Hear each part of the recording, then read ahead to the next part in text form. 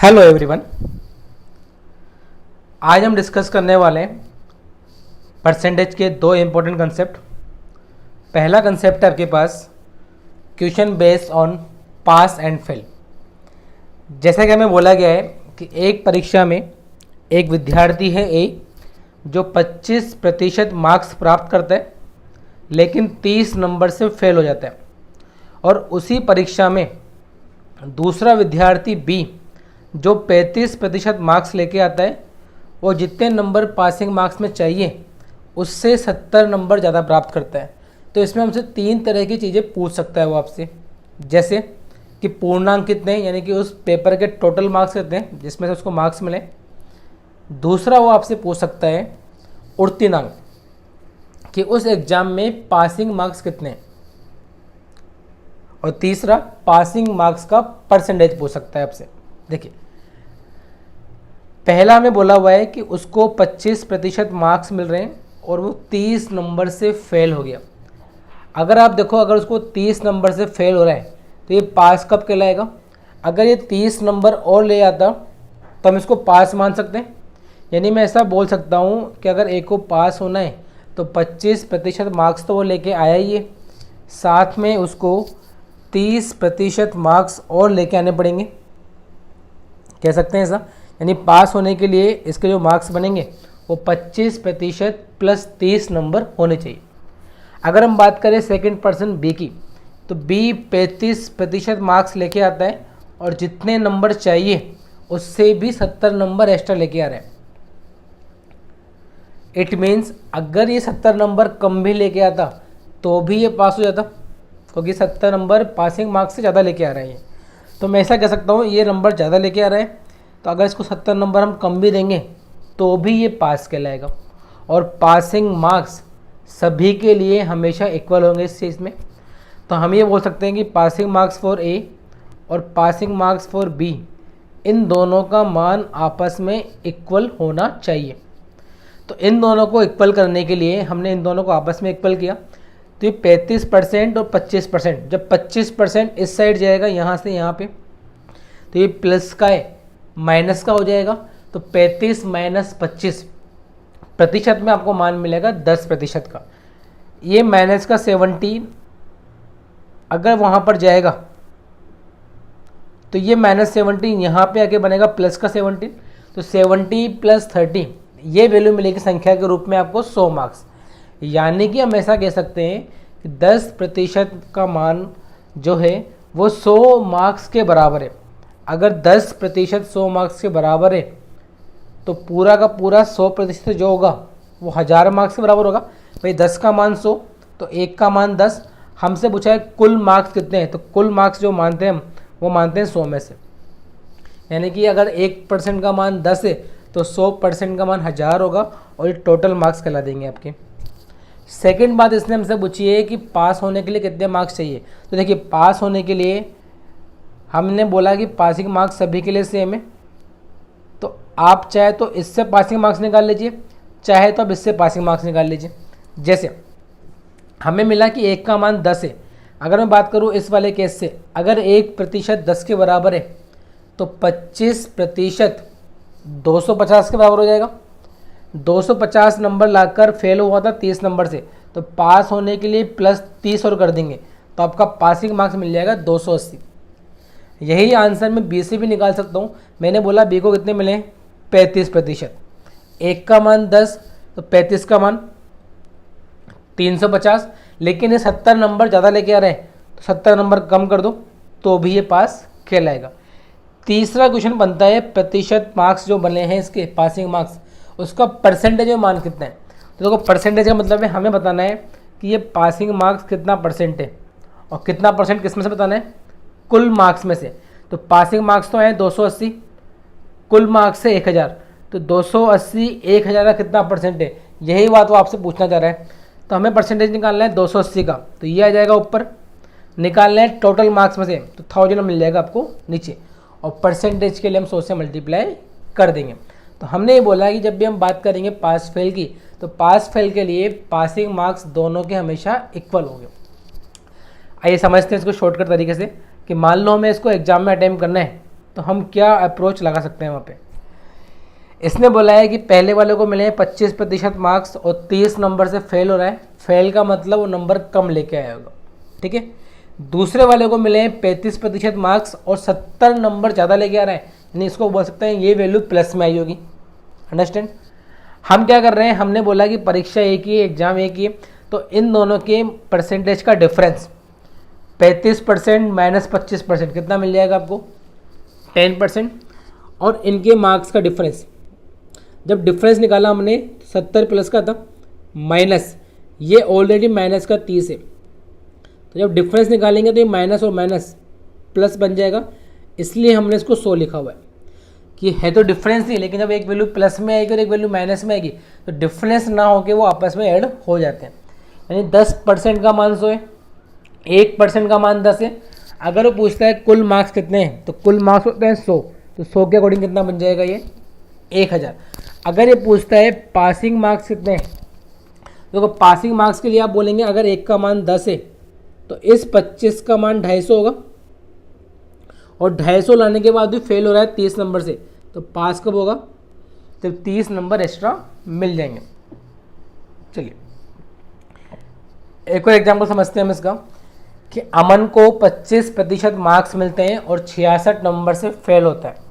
उसी परीक्षा में अमित को 44% मार्क्स मिलते हैं और वो 48 नंबर ज़्यादा लेके आता है, तो कुल मार्क्स कितने होंगे।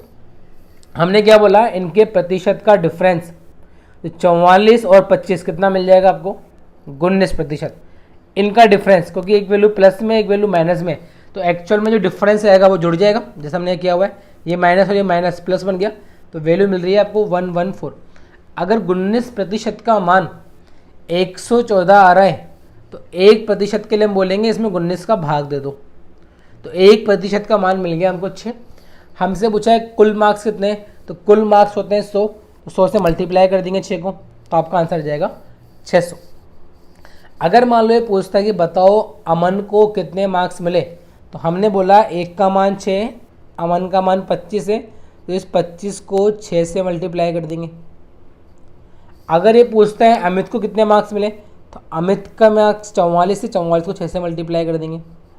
अगर ये पूछता है पासिंग मार्क्स कितने, तो पासिंग मार्क्स के लिए आप ये बोलोगे कि अगर एक का मान 6 है तो अमित को मिलते हैं 25%, यानी कि 150 मार्क्स, और ये फेल हो रहा है 66 नंबर से, तो पास होने के लिए 150 में 66 को ऐड कर देंगे, तो मिल जाएगा 216। अगर आपको बोलता है परसेंटेज ज्ञात करो, तो आपको मिले 216, उसमें 600 का भाग दे दो, परसेंटेज मिल जाएगा आपको। चलिए बढ़ते हैं इसमें आगे।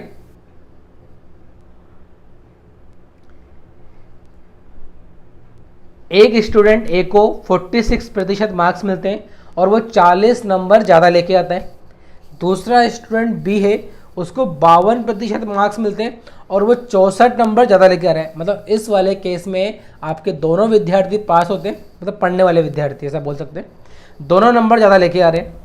हमने बोला कि इनके प्रतिशत का डिफरेंस, तो 52 और 46 डिफरेंस आ रहा है आपके पास 6% रहेगा। हमने बोला नंबर का डिफरेंस, तो दोनों वैल्यू प्लस में, तो जब डिफरेंस निकालेंगे तो 64 माइनस 40, ये कितना मिल जाएगा आपको 24, यानी कि 6% का मान 24 है, तो 1% का मान 4 मिल जाएगा। अगर हमें कुल मार्क्स निकालने हैं तो 100 का मान मिल जाएगा आपको 400। अगर ये पूछता है बताओ ए को कितने मार्क्स मिले, तो वही बात कि एक का मान 4 आ रहा है, अगर हमें ए का मान निकालना है तो 46 को 4 से मल्टीप्लाई कर देंगे। अगर हमसे पूछता है बी को कितने मिले, तो बी का मान 52 है, 52 को 4 से मल्टीप्लाई कर देंगे, ठीक है। अगर ये पूछता है पासिंग मार्क्स कितने हैं, तो जितने मार्क्स इसको मिल रहे हैं उसमें हम 40 नंबर घटा देंगे। चलिए बढ़ते हैं आगे। एक परीक्षा में पास होने के लिए 40% अंक अनिवार्य है।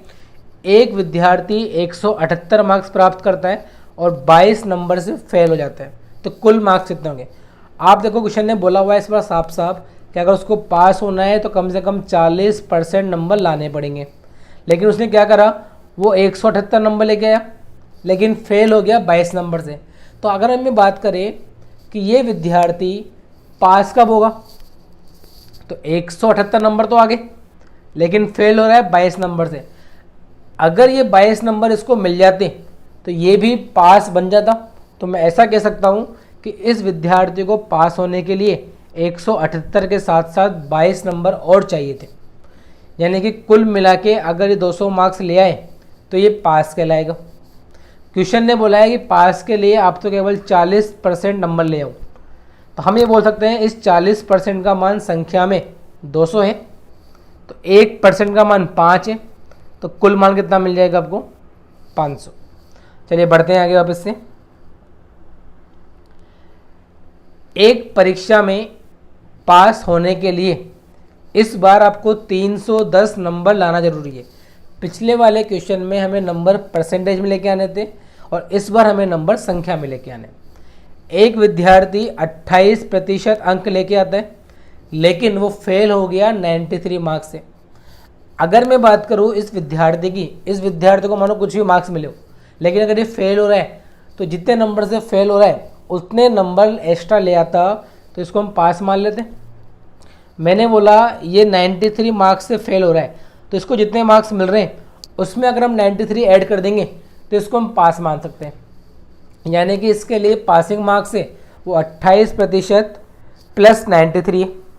लेकिन क्वेश्चन ने बोला है कि पासिंग मार्क्स तो 310 है, तो हमने क्या बोला कि इस 28% प्लस 93 का मान 310 के इक्वल हो जाएगा।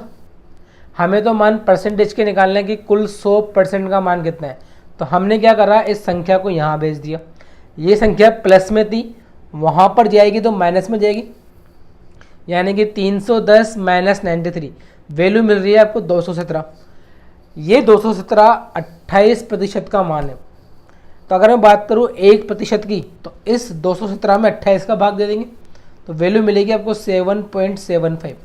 हमसे पूछा है कुल मार्क्स कितने हैं या मैक्सिमम मार्क्स कितने हैं, तो कुल मार्क्स होते हैं 100। अगर एक का मान 7.75 है तो 100 का मान मिल जाएगा आपको 775। चलिए बढ़ते हैं इसमें आगे। एक परीक्षा में पास होने के लिए 270 अंक अनिवार्य हैं। एक विद्यार्थी 216 अंक लेके आता है और 8% अंक से फेल हो जाता है। बताइए कुल मार्क्स कितने हैं। सेम क्वेश्चन है, हमें बोलेंगे अगर ये फेल हो रहा है तो जितने नंबर इसको मिल रहे हैं उसमें उतने मार्क्स जोड़ दो जितने से फेल हुआ है। तो इस बार ये फेल हुआ है 8% से, मतलब अगर ये 8% नंबर और ले आता तो ये पास बन जाता। तो मैंने बोला इतने मार्क्स तो चाहिए थे, इतने और दे दो उसको, लेकिन क्वेश्चन बोल रहा है कि नहीं आपको 270 मार्क्स चाहिए। हमने बोला परसेंटेज एक तरफ संख्या एक तरफ, इसको इधर लेके गए। ये प्लस का था, वहाँ जाएगा तो माइनस का हो जाएगा। तो 270 माइनस 216 वैल्यू मिलेगी आपको 54। अगर 8% का मान 54 है, हमें मान निकालना है 1% का। मैंने इस 54 में 8 का भाग दिया तो वैल्यू मुझे मिली 6.75। कुल मार्क्स पूछे तो 100 से मल्टीप्लाई कर देंगे, यानी उस एग्ज़ाम में 675 आपके टोटल मार्क्स हैं। चलिए, तो इस तरीके से हम पास फेल वाले क्वेश्चन कर सकते हैं। हमें केवल ये देखना है कि पास कितने मार्क्स में होगा और कितने परसेंटेज उसको लेके आने हैं, और उन दोनों को इक्वल करके हम इसके मान निकाल सकते हैं। चलिए बढ़ते हैं आगे। सेकंड टाइप समझते हैं हम इसका, जहाँ पर हमें कुछ क्वेश्चन मिलेंगे प्राइस और एक्सपेंडिचर के ऊपर। जैसे कि सेवों की कीमत में 20% की वृद्धि होने पर एक व्यक्ति 600 रुपये में 5 किलो सेब कम प्राप्त करता है, वास्तविक मूल्य ज्ञात करना है। इस बार क्या हो रहा है, प्राइस में कुछ कमी वृद्धि हुई है, लेकिन उस व्यक्ति ने क्या करा, जितने रुपए पहले खर्च कर रहा था उतने ही रुपए अब खर्च करें, लेकिन सेब कम लेके आ रहा है। भाई कोई चीज़ महंगी हो रही है तो कुछ सामान कम मिलेगा। तो when the price of sugar, sorry इसमें मिस्टेक कर दिया अपन ने, when the price of Apple आएगा यहाँ पे, when the price of Apple is increase by 20%, a man could bye 5 kilo less Apple for 600 रुपये। इसको समझने के लिए हम 3 तरीके अप्लाई करते हैं। जैसे पहला तरीका हमारे पास बेसिक वाला है कि हम ये मान लेते हैं कि हमारे जो ओरिजिनल प्राइस है, वर्तमान ओरिजिनल जो पहले का, मतलब उसकी एक्चुअल में क्या प्राइस क्या भाव पहले आ रहा था, हमने मान लिया कि पहले भाई वो 100 रुपये का कुछ आ रहा था, 100 रुपये का एक सेब आ रहा था या 1 किलो सेब आ रहा था, ऐसा मान लेते हैं। कुल हम खर्च कितने रुपये कर रहे हैं, 600 रुपये। पहले भी इतने खर्च कर रहे थे, अब भी इतने रुपये खर्च कर रहे हैं। मान लो 600 रुपये में 20 किलो सेब आते हैं, तो 1 किलो सेब का मूल्य 600/20 मिल जाएगा, बोल सकता हूँ मैं ऐसा। तो मैंने बोला अगर कुल मिला के 600 रुपये खर्च कर रहे हैं और 1 किलो सेब का प्राइस X रुपये, तो हमने कितने किलो सेब खरीदे, वो मिल जाएगा आपको 600/X। कि कुल प्राइस में 1 किलो की प्राइस का भाग दे दो तो हमें मिल जाएगा कितने किलो हमने सेब पहले खरीदे होंगे। अगर हम बात करें, अब हमारी प्राइस 20% बढ़ गई, यानी पहले आपकी प्राइस X थी, अब आपने उस प्राइस को 20% बढ़ा दिया, यानी प्राइस बन गई आपकी X इंटू 120/100, यानी कि 6X/5। ये अभी की प्राइस है, लेकिन पैसा अभी भी हम 600 रुपये खर्च कर रहे हैं। तो अब सेब कितने आएंगे कि 600 रुपये खर्च कर रहे हैं, लेकिन प्राइस अब 6X/5 है, तो क्वांटिटी मिल जाएगी आपको 600/6X/5। क्वेश्चन ने बोला है अब आपको 5 किलो सेब कम प्राप्त होते हैं पहले से। इट मीन्स इन दोनों का डिफरेंस आपको 5 दिया हुआ है। अब हमें 5 किलो कम प्राप्त हो रहे हैं, मतलब पहले आपको सेब ज़्यादा मिलते होंगे, यानी बड़ी वैल्यू फर्स्ट वाली है। तो हमने इसमें से इसको माइनस किया, ठीक है। ये 6X/5 था, तो बटे का 5 ऊपर जाएगा तो इंटू में आ जाएगा, ये इक्वल हो जाएगा 5 का। आप देखो 600 यहाँ से कॉमन ले सकते हैं, इस 6 से मैंने 600 को काटा 100 बार, और इस 100 इंटू 5 500 बन जाएगा। यहाँ भी 1/x, यहाँ भी 1/x। तो जैसे मैंने 1/x बाहर निकाला तो 600 माइनस 500 ये मिलेगा आपको 100/x, जिसका कि मान 5 है। अगर 100/x का मान 5 है, मुझे तो x का मान चाहिए, तो मैं x को इधर ले गया, ये 5 इधर आ जाएगा, तो x का मान मिल जाएगा 20 रुपये पर kg। सेकंड तरीका समझते हैं इसका। आप देखिए प्राइस पहले भी 600 रुपये खर्च कर रहा था, अब भी 600 रुपये खर्च कर रहा है, तो जो भी क्वांटिटी में फ़र्क आया है वो केवल उस प्राइस के बढ़ने के कारण आ रहा है। और प्राइस बढ़ी कितनी है, प्राइस बढ़ी है आपकी 20%। तो मैं ऐसा कह सकता हूँ कि एक्चुअल में जो आपकी वैल्यू बढ़ी है वो 600 का 20%, 120 रुपये बढ़े हैं एक्चुअल में, तो क्योंकि 20% का मान बढ़ा है प्राइस में। और इस 120 रुपये हम क्या कर रहे हैं, इस 120 रुपये में हम अब 5 किलो सेब कम खरीद पा रहे हैं। अगर प्राइस नहीं बढ़ती तो जितने पहले खरीदे उतने ही हम अब खरीदते, लेकिन प्राइस के बढ़ने के कारण, और प्राइस कितनी बढ़ी 120 रुपये, इस 120 रुपये के बढ़ने के कारण हम 5 किलो एप्पल कम खरीद पा रहे हैं। यानी कि 1 किलो एप्पल का भाव कितना मिल जाएगा, 120 से 5 का भाग दे दो। ये वैल्यू हमारे पास है वर्तमान की, कि हम अब इतना खरीद पा रहे हैं 24 रुपये पर kg में। अगर मुझसे पूछा जाए पहले कितने में खरीदते थे, तो आप देखिए पहले का मान निकालना है, यानी हमें पास्ट में जाना है। और पास्ट के लिए मैंने बात करी थी आपसे कि 100 आपका हमेशा ऊपर आता है, ठीक है।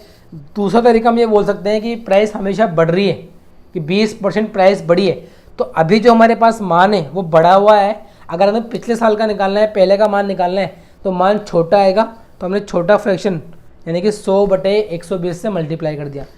तीसरा आप ऐसे भी बोल सकते हो कि 20% का मतलब होता है 1/5, यानी पहले चीज़ 5 की थी जिसको हमने 6 में बेचे, इस 6 का मान 24 है, ये वर्तमान का मान आ रहा है हमारे पास, तो 1 का मान 5 मिल जाएगा, सॉरी 1 का मान 4 मिल जाएगा। तो यहाँ से भी आप 20 रुपये निकाल सकते हैं, ठीक है। और तीसरा तरीका जो आप एग्जाम में अप्लाई कर सकते हैं, फॉर्मूला मेथड, कि अगर आपको वर्तमान वैल्यू निकालनी है, प्रेजेंट वैल्यू, तो डायरेक्ट फॉर्मूला होता है प्राइस अपॉन क्वांटिटी इनटू जो चेंजेस हुए हैं अपॉन 100। समझते हैं हम इस फॉर्मूले से अप्लाई करना भी।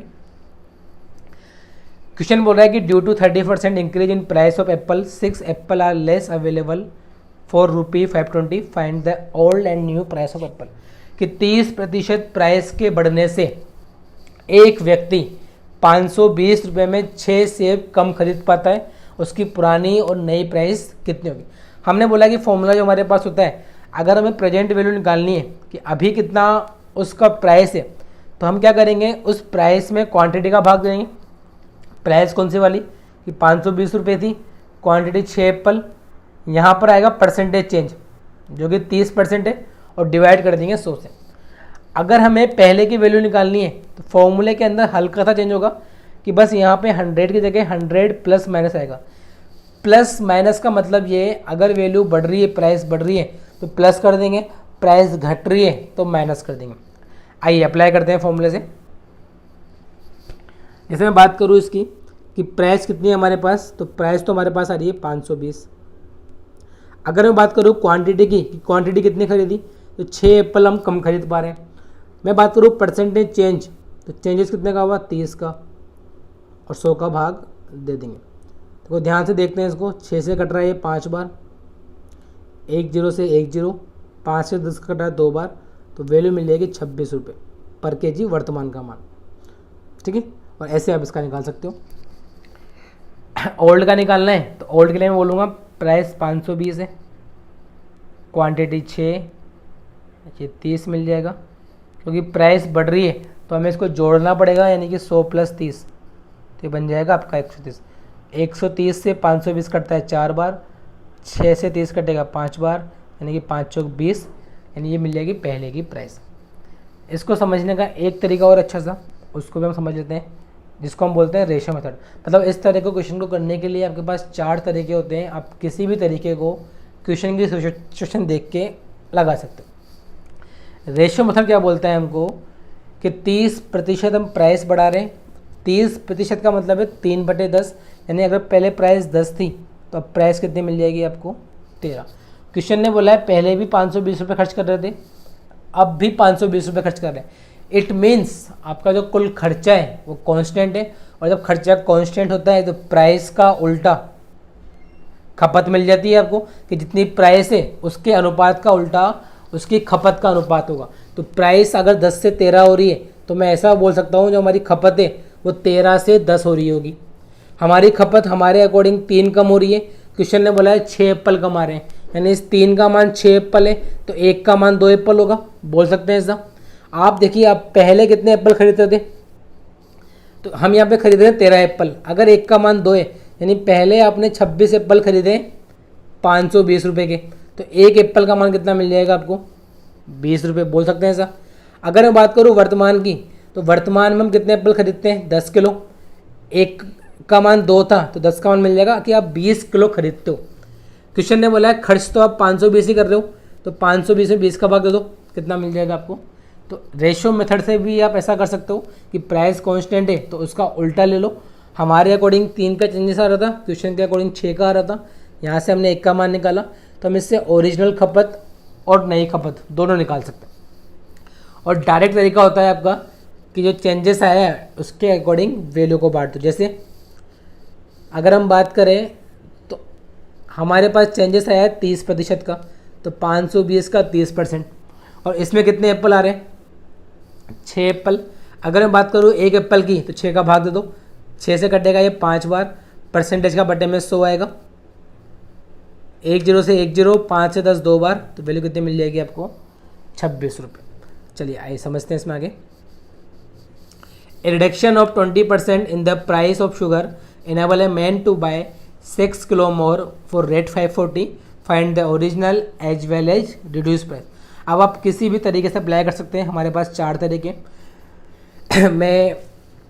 हम ये बात करें कि 540 रुपये खर्चा है, बढ़ कितना आ रहा है, 20%, यानी इसका जो 20% है वो इक्वल होगा जितनी क्वांटिटी एक्स्ट्रा आ रही है, यानी कि 6 किलो एक्स्ट्रा आ रही है।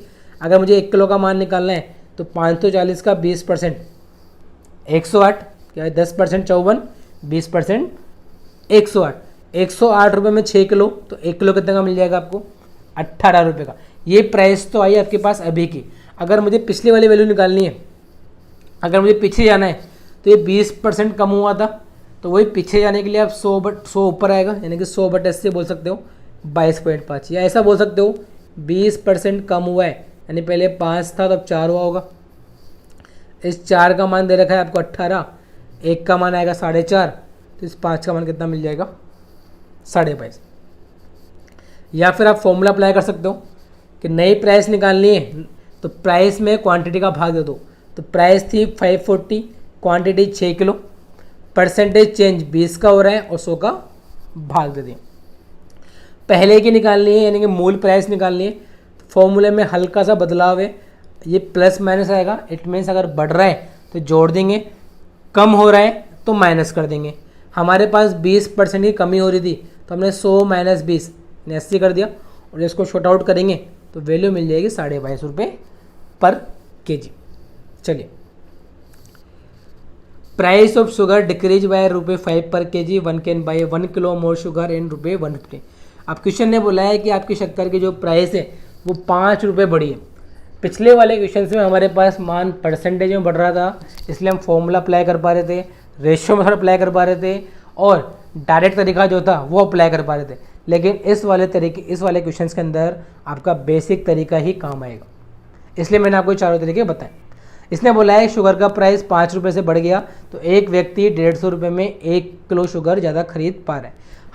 हमने मान लिया कि पुराने जो प्राइस है वो ₹X, अगर हम ₹150 खर्च कर रहे थे तो क्वांटिटी कितनी मिलेगी आपको, यानी कि कंजप्शन कितना होगा आपका। ₹150 खर्च कर रहे थे, 1 किलो का मान ₹X, यानी कि 150/X, ये मिल जाएगा आपको पहले का कंजप्शन। अभी की बात करें तो प्राइस आपकी ₹5 कम हो रही है, यानी X से X - 5 हो रही है और खर्च हम ₹150 कर रहे हैं, यानी कि 150/X - 5।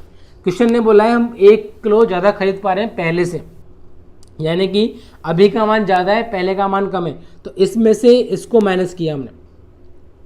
जब मैंने इसमें इसको माइनस किया तो इसका मान 1 किलो आना चाहिए, तो इसने बोला है 1 किलो ज़्यादा खरीद पाते हो आप देखो यहाँ से मुझे 150 कॉमन मिल रहा है, मैंने 150 कॉमन यहाँ से निकाला तो ये वैल्यू मिल जाएगी आपको इस तरीके से। ये 150 मैंने यहाँ भेज दिया तो वैल्यू कहाँ जाएगी, 1/। में इन दोनों का लेंगे एलसीएम। जब हमने इनका एलसीएम लिया तो x और x - 5 इन दोनों का मल्टीपल मिल जाएगा, जिसको कि मैं ऐसा बोल सकता हूँ ये इनका एलसीएम आ गया। ठीक है, इसका भाग इसमें दिया तो ये तो कट जाएगा, भाग जाएगा x बार, इसलिए ऊपर आ गया x का भाग इसमें दिया, ये तो कट जाएगा, ये मिलेगा तो ये आ जाएगा ऊपर। आप देखिए x से x तो कट जाएगा और ये मिलेगा +5। तो मैं ऐसा बोल सकता हूँ, देखो मैं इसको वापस एक्सप्लेन करता हूँ आपको।